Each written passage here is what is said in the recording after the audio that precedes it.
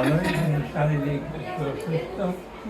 আমার কথা হলো যে ভগবান এই 50 বছরের জীবনে যা আমাকে দিয়েছে, আমার কোনো আপত্তি নাই, সমস্ত আমি ফুললি স্যাটিসফাইড, বুঝলাম।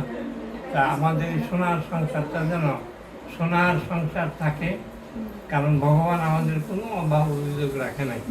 কাজে আমার ভগবানের কাছে এই প্রার্থনা, সোনার সংসারটা যেন সোনার থাকে। থ্যাংক ইউ বাবা। মা আপনার কেমন লাগছে? মানে যদি 5 সেকেন্ডে বলতেন। তোমার বাবা যেটা বলছে সেটাই। এরপর বলতাম না দিয়ে আইবেন। এই যাও তোমরা গেটে যাও। তোরা দিবি না মাথায়